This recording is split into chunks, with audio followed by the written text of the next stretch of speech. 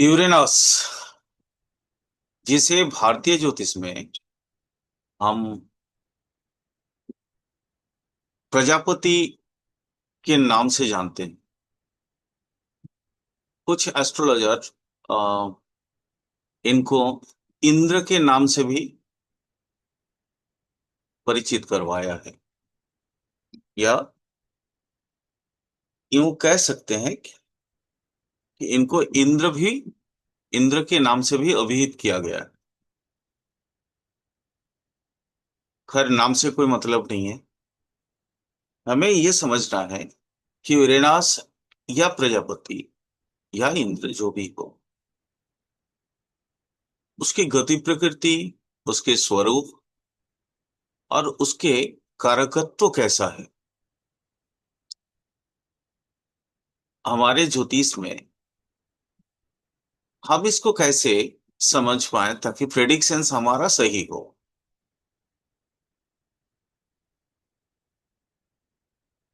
अगर इंद्र के नाम से भी जाने तो भी देखिए, इंद्र के हाथ में क्या होता है? वज्र। इंद्र क्या है? कौन है? हमारी शास्त्रों में इंद्र को क्या कहा गया है? देवताओं का राजा। देवताओं का राजा का कहने का मतलब क्या है फिर? सिंपल, उनके पास पावर बहुत है, शक्ति भी है, और इस शक्ति का दो प्रकार है उनके पास, इंद्र के पास। एक वज्र है, विद्युत या वज्र जो भी आप कहें, बिजली। तो इससे देखिए, दोनों चीज, इसका पॉजिटिव साइड भी है, नेगेटिव साइड भी। नॉर्मली जैसे हम अपनी भाषा में कहते हैं, गाज गिरना, बिजली गिरना, तो उससे कभी कभी जो है हानि भी होता है। वज्र उनका सबसे शक्तिशाली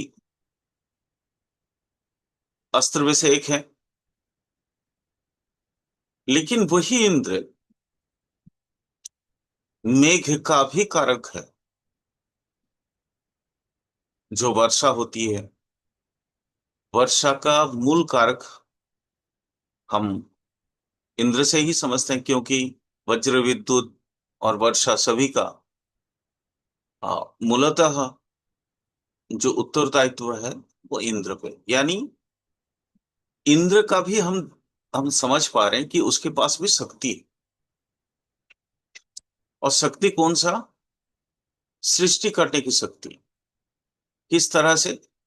क्योंकि वही जो मेघ से जो वर्षा होती, बारिशें होती हैं, वो धरती पे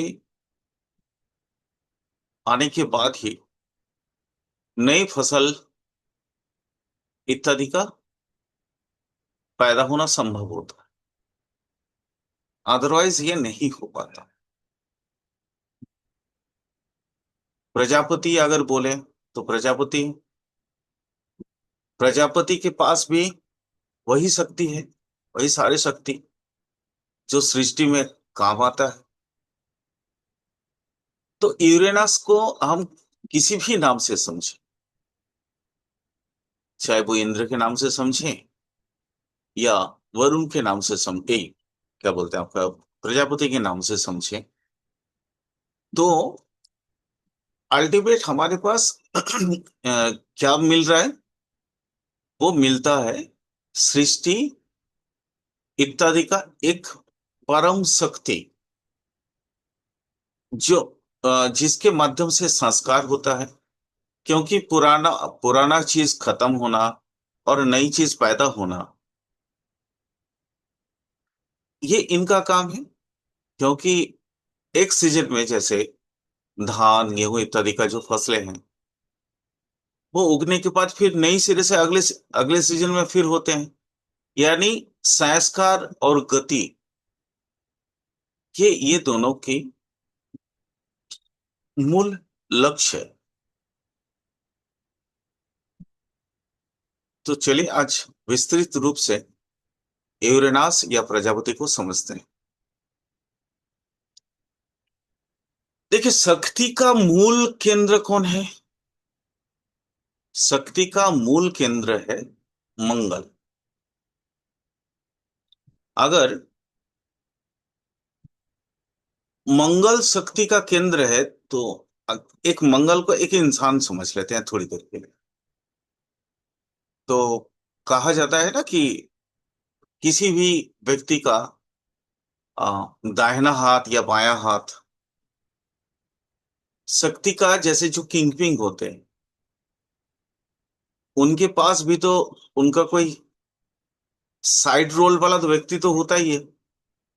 तो शक्ति की केंद्र अगर मंगल होता है तो शक्ति का, मंगल का एक और हम कह सकते हैं दाहिना हाथ जो है वो है प्रजापति। और बायां हाथ कौन है? प्रजापति या यूरेनस। बायां हाथ कौन है? उसको हम कह सकते हैं वरुण या नेपच्यून। अब समझते हैं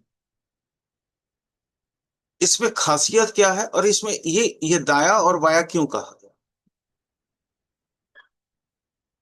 दाहिना हाथ मतलब होता है, अगर राजा नहीं है तो राजा के बाद उनका जो सबसे क्लोज ताकत जिनको मिला है वो राज्य का शासन कर, दाहिना हाथ मैक्सिमम कर्म करने वाला। तो ये जो आपका प्रजापति है, ये प्रजापति वो शासन कार्य को दिखाने वाला एक ऊर्जा, एक शक्ति है। लेकिन अकेला राजा तो कुछ करता नहीं है और ना ही दाहिना हाथ कुछ करता है, क्योंकि प्लानिंग स्ट्रैटेजी इत्यादि तो बनता है।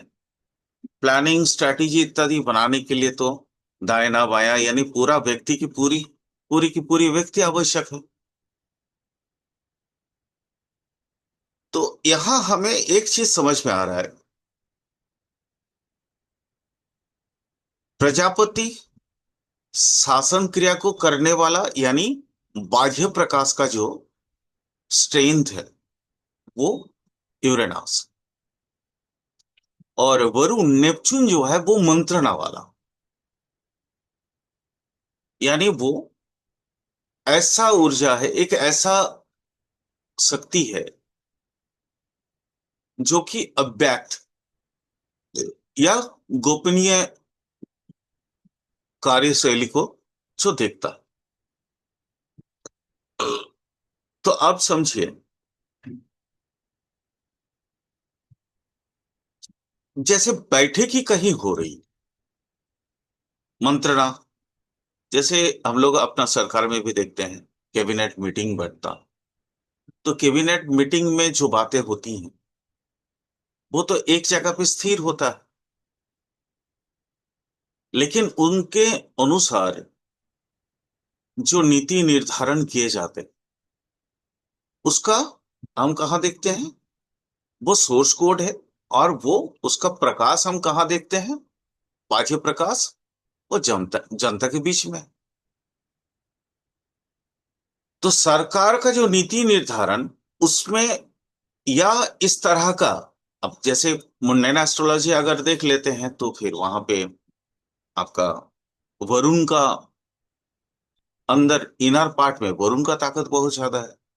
वैसे ही इंसान अगर किसी व्यक्ति की, व्यक्ति विशेष के बारे में भी, जातक या जातिका के बारे में भी समझते हैं तो भी उसके जो इनर स्ट्रेंथ है वो हम जनरली मेजर समझ पाएंगे कहां से? वो है वरुण से, नेपच्यून से। लेकिन वो कैसे क्रियान्वयन करेगा, यानी बाहर में उसकी उपयोगिता किस तरफ से लाएगा या उपयोग कैसे करेगा ताकि लाभ हो, वो टोटली डिपेंड ऑन यूरेनस, यानी प्रजापति। इसलिए मैं हमेशा कहता हूं ना कि यूरेनस की अगर जब तक आपका मदद ना मिले या यूरेनस से कनेक्टेड ना हो तो पीएचडी में सफलता नहीं मिलती। आप लोग देख लेना, अगर यूरेनस जैसे बहुत ऐसे स्टूडेंट आपको मिलेंगे जो अपने तय समय से पहले ही अपने थीसिस को सबमिट कर देते हैं, यानी समझ लो कि उस जातक या जाति का ये जो उच्च शिक्षा की जो घर है, यानी नॉर्मली तो हम लोग 9th और 12 को लेते हैं, तो 9th हाउस उच्च शिक्षा है और 8 जैसे रिसर्च प्लस 12 का कनेक्शंस भी आता है।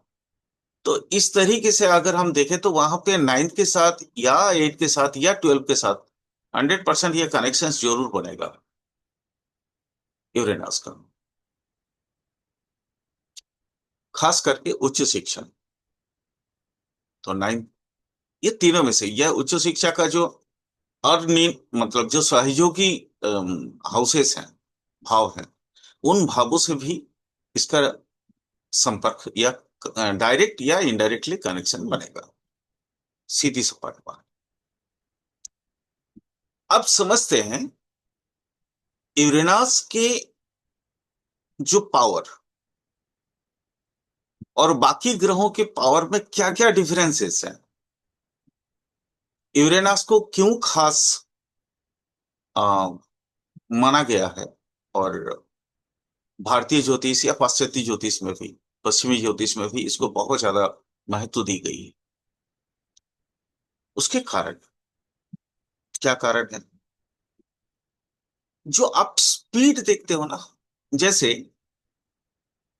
हमेशा कहते हैं कि इस देश का अर्थनीति रॉकेट बना हुआ है या काफी स्पीडी है, तो समझो मुंडेन एस्ट्रोलॉजी में यूरेनस उस पीरियड कहीं ना कहीं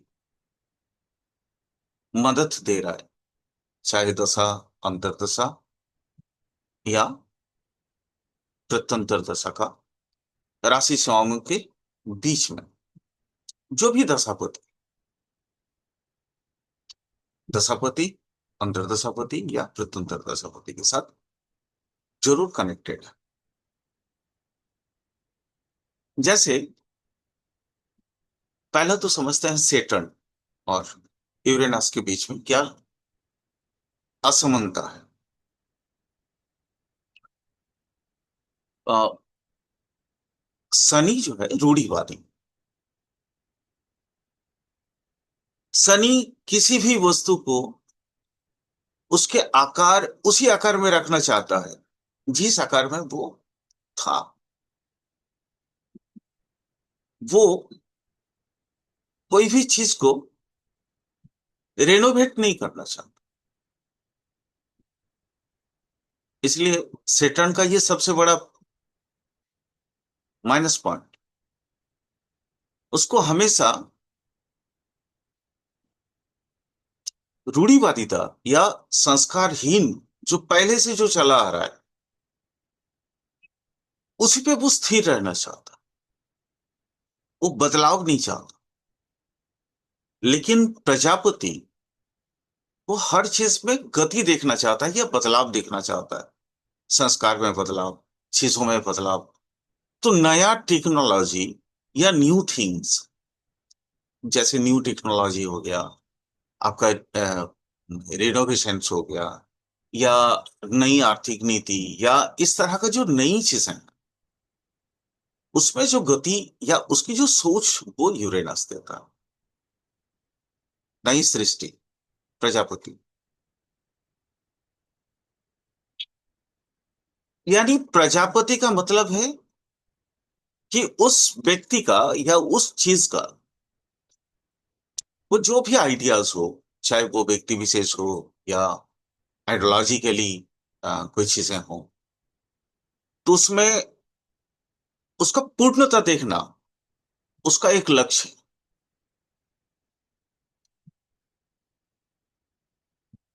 क्योंकि यूरेनस तो सूक्ष्म रूप से ए, आपका नेपच्यून सूक्ष्म रूप से आपके पास आइडियाज देते हैं। लेकिन उसको टेक्निकली जब आप लेबोरेटरी हो या कहीं कहीं पे भी अब जब उसकी आ, क्या कहते हैं जब आदर्श स्पीसीज ह्यूमन के लिए या किसी भी चीज के लिए जस्ट एक छोटा सा एग्जांपल ले लेते हैं मान जैसे आजकल 5th जनरेशन 6th जनरेशन की जो जेट होते हैं तो उसमें नई टेक्नोलॉजी की आवश्यकता पड़ती है स्टील टेक्नोलॉजी इत्यादि आइडियाज कहाँ से आ रहा है आइडियाज आता है नेचर से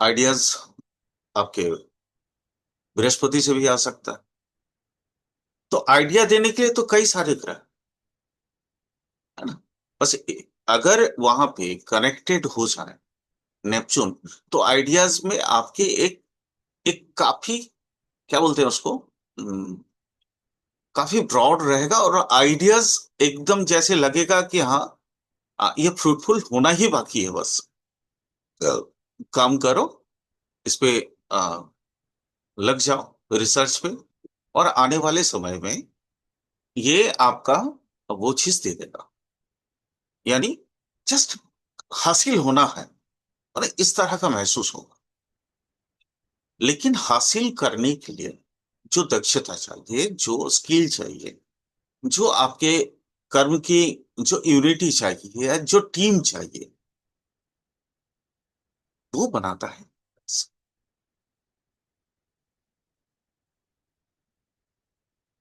क्योंकि उसमें बारंबार हो सकता है वो चीजों में बदलाव भी हो सकता है क्योंकि जब आप प्रैक्टिकलिटी में एक आइडिया को लेके आते हैं तो वहां पे आपका चीजें चेंज होती परिवर्तन होता है और परिवर्तन कराने वाला ग्रह ही यूरेनस है तो जिसके कारण हम ये कह सकते हैं कि कोई भी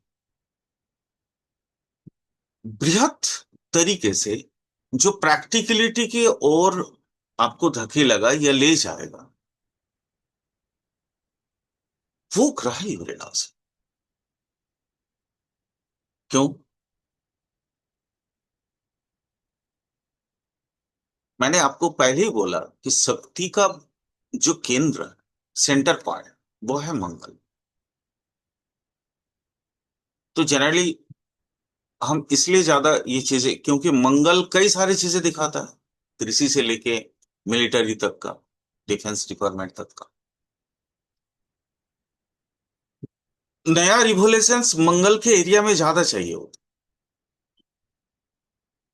क्योंकि आपके सिक्योरिटी की जो आवश्यकता पड़ती है किसी भी देश को या किसी भी व्यक्ति विशेष को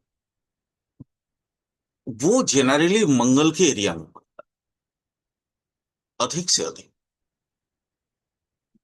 जैसे मंगल भूमि मकान वगैरह भी है तो यहाँ पे भी सिक्योरिटी की आवश्यकता पड़ती है या न्यू टेक्नोलॉजी की आवश्यकता पड़ती है ताकि चीजें सही हो और टिकाऊ हो, सस्ता भी हो। तो ये जो मंगल का ये जो शक्ति ये जो एनर्जी ये एनर्जी थ्रू द यूरेनस चल के वो प्रैक्टिकलिटी में चेंज होती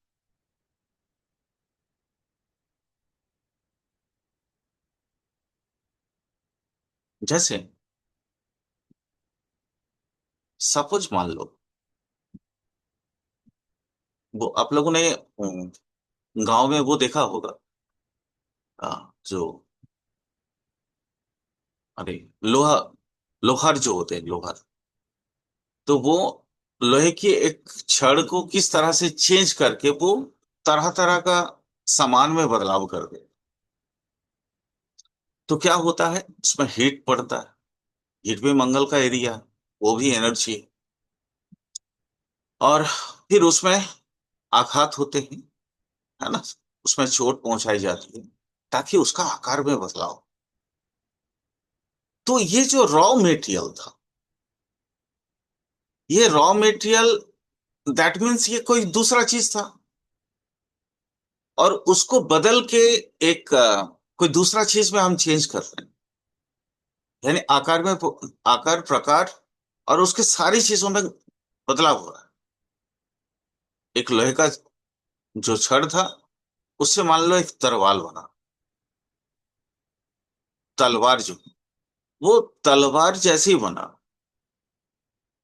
रहा तो लोहा ही, लेकिन उसका आकार, उसके प्रकार, उसके कर्म, उसके सारी चीजें अलग हो गई। ये जो अलग करने की जो तरीका है, या ये जो क्वालिटी, या ये पद्धति है, सोच, या उसकी स्किल, या आपका यूरेनस है। बिना यूरेनस की मदद से आप ये चीज नहीं कर पाते। सीधी सी बात है।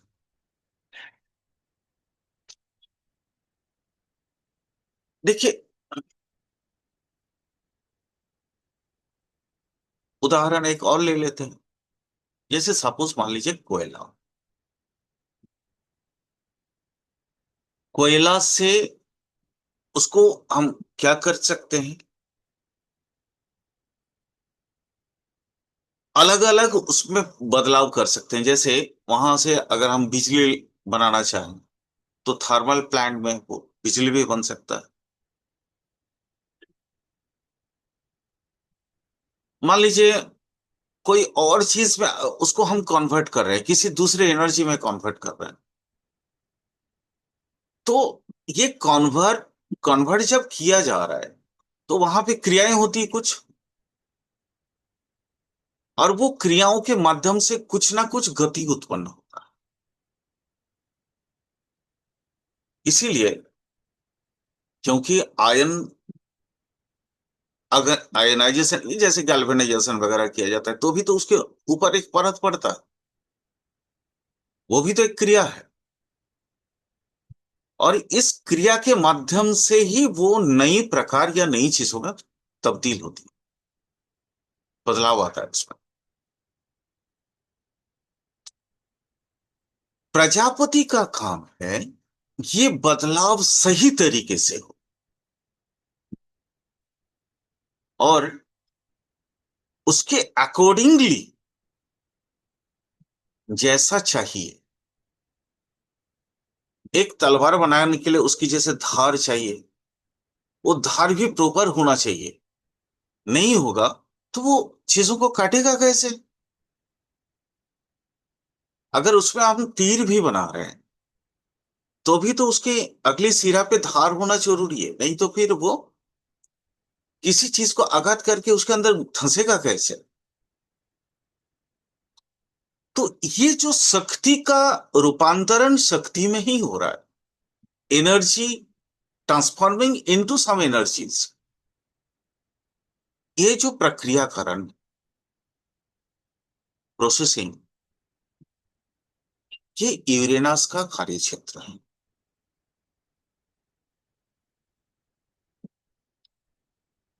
तो इसको आपको पूरी तरीके से इस चीज को समझना पड़ेगा। अब देखो, जैसे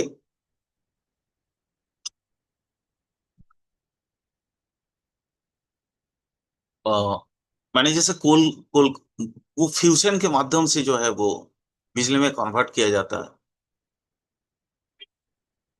कोयला से एनर्जी जो ट्रांसफर में किया जाता है, यानी अब वो क्या है ना, चीजें बदल जाती हैं उसके ट्रांसफॉर्मेशन के बाद।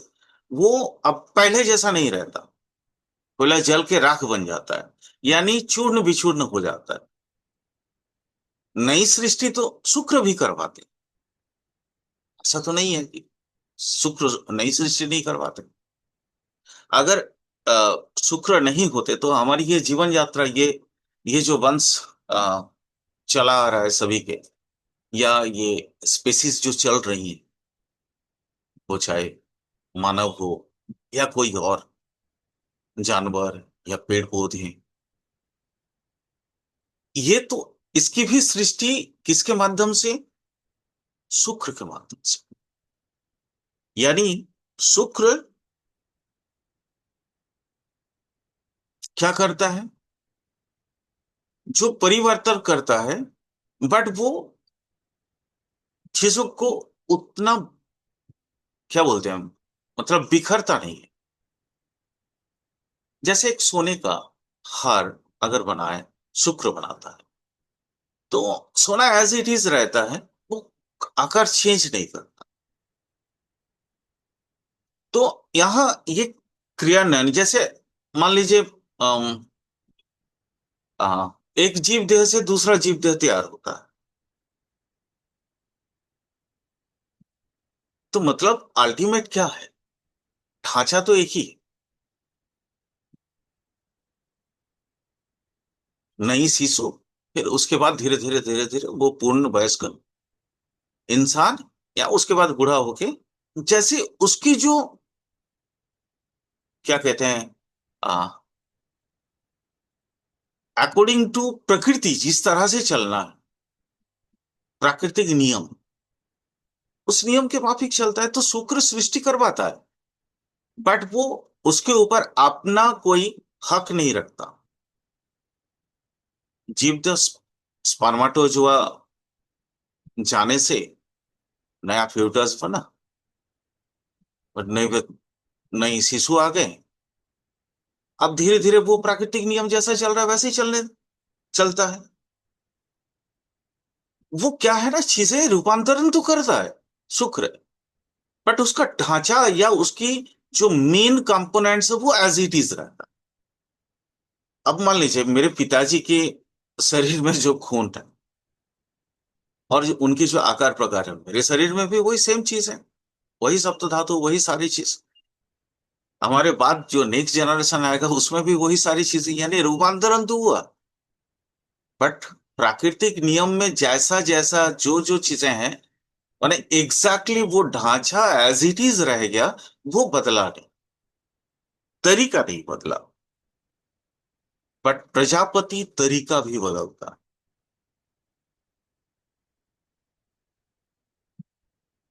प्रजापति तरीका भी बदल देता। वो नया रूपांतरण करने के लिए उसको अगर चाहिए होता है कि नहीं, हम इस चीज से इस चीज में कन्वर्ट करेंगे, जैसे कोल एनर्जी से लेके वो इलेक्ट्रिक इलेक्ट्रिक एनर्जी में कन्वर्ट कर सकता है, और हाइड्रो एनर्जी से इलेक्ट्रिक एनर्जी में कन्वर्ट कर सकता है, या मतलब इसी तरह से। तो दैट इज आपका यूरेनस। यूरेनस किस तरह से बदलाव करता है, थोड़ा सा समझ लेते हैं इसको। जैसे सपोज मान लीजिए,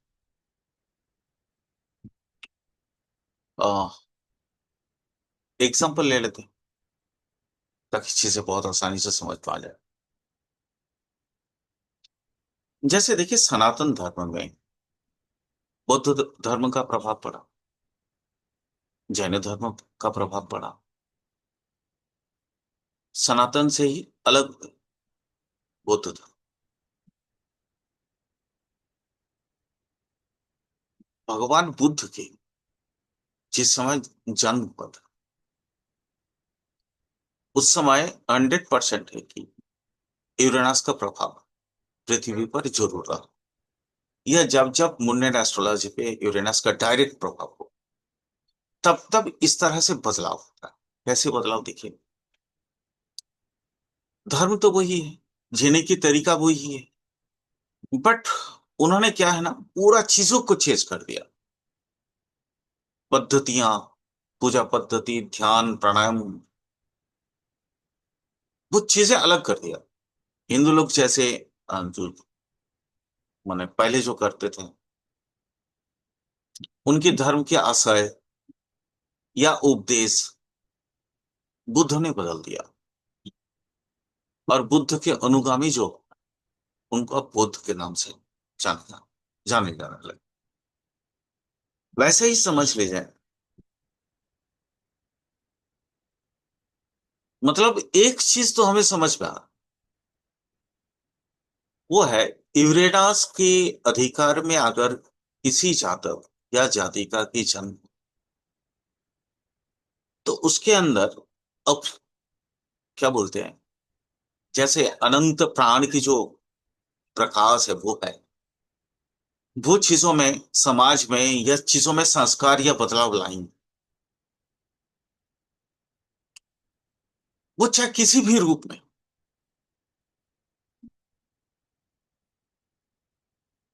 उसके लिए वो कोई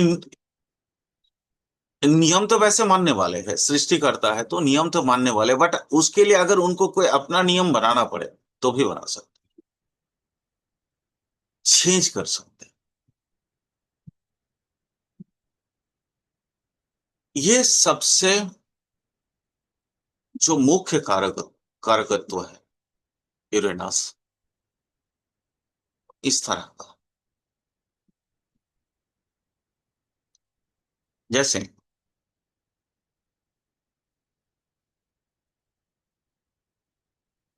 आजकल देखिएगा, स्पेस,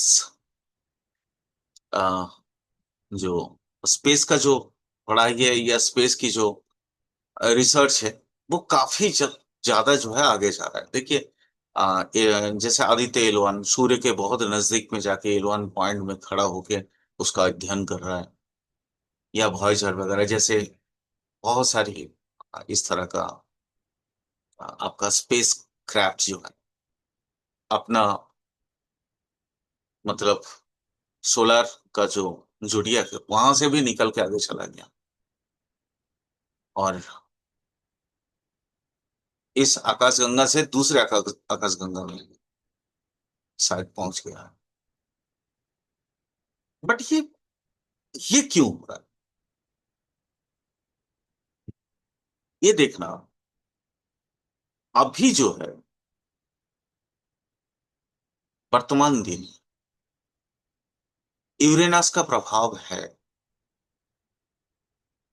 जिन जिन मुंडेन एस्ट्रोलॉजी में जिन जिन राष्ट्र पे या जिस जिस व्यक्ति के ऊपर यूरेनस का प्रभाव पड़ेगा, वो नया नया टेक्नोलॉजी में बहुत आगे चला जाए।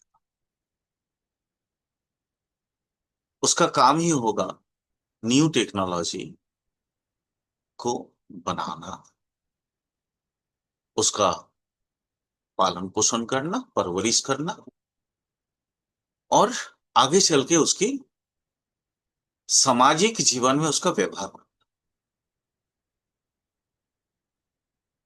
ठीक है। ठीक है, चलो फिर आज के लिए इतना ही। नेक्स्ट क्लास में समझते हैं बाकी चीजों।